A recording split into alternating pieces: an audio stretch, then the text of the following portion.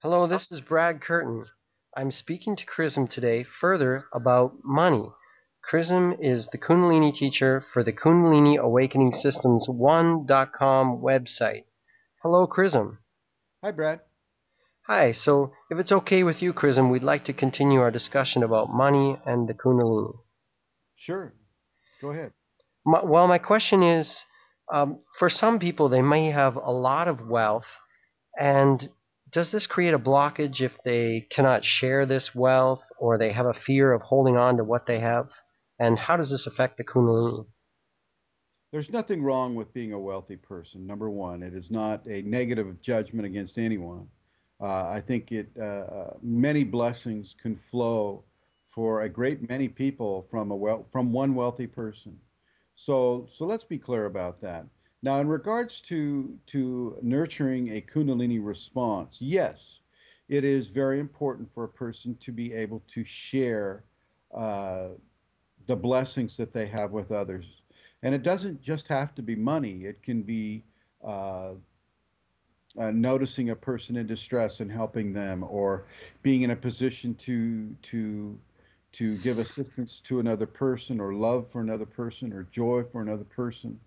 Kundalini is at least the Kundalini that expresses through me and that I teach is very, very centered around selfless service from a love-based perspective for other people. With people that have great wealth, yes, a fear of loss can occur within them, and they know, especially if they've earned their money, they know what it's like to not have it, and so a great amount of attention is placed in keeping what it is they have. This in and of itself is not a bad thing at all. This is a way of self-preservation in our society. So uh, certainly no judgment for that. But when it starts to tilt towards a greed-based ideology, in many cases, great wealth in our society, in the March 24th, 2010 society, uh, money can be equated with power. Power over events, power over people, power over scenarios that can influence large populations. So in this sense, yes, it can become a detriment because with great wealth you have great buying power, and so you don't really have to work so much anymore uh, to purchase something or to gain something or to achieve a goal or an idea. So in that sense, the ability to be disciplined has been in some way lost. Now that, not saying that all wealthy people have no discipline. I'm not saying that at all, but within the Kundalini context, there are certain protocols that if you're coming at Kundalini cold and you've never had it come to you, but you feel the call and you want to have the expression come into you, and you're a wealthy person, well, you need to begin to help other people, especially if people come to me for Shaktipat every day, and I offer them the safeties that are in the Kundalini Awakening Systems One.com website. Within the safeties, you must give selfless service for other people. It doesn't mean you go over to your bank account, drain your bank account, and give it to somebody. It doesn't mean that at all.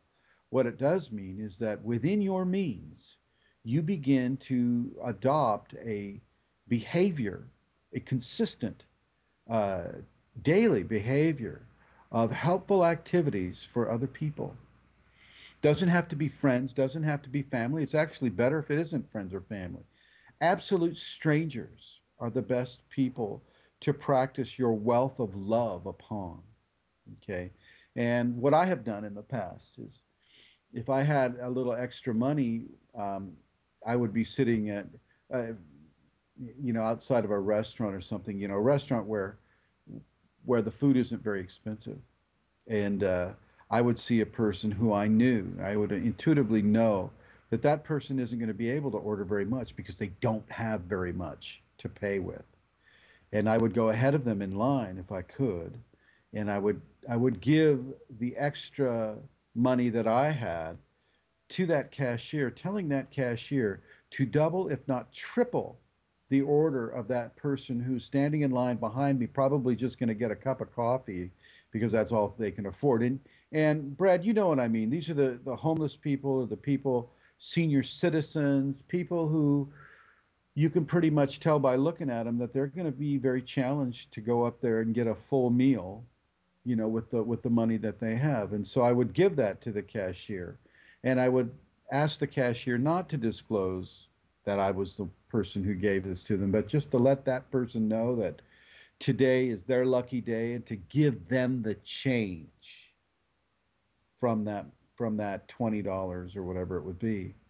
And in this way, is it very helpful to a person's Kundalini process? Now, with a person who's a billionaire or a multi millionaire, that can be just as easy as, with a large sum of money. Somebody whose house is going to be foreclosed on, or who's going to lose their car that they happen to be living in, or whatever.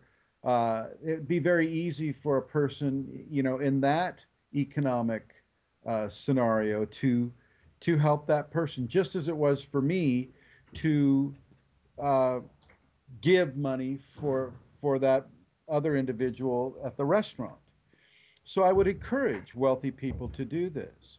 Some wealthy people can get hung up on the whole greed aspect, and in that situation, they will indeed be stifled in their attempt to awaken the Kundalini, unless it is karmically there for them to awaken. Typically, if it's karmically there for them to awaken, it's going to happen. Thank you, Chrism, for those thoughts on money. Thank you. Om Namah Shivaya.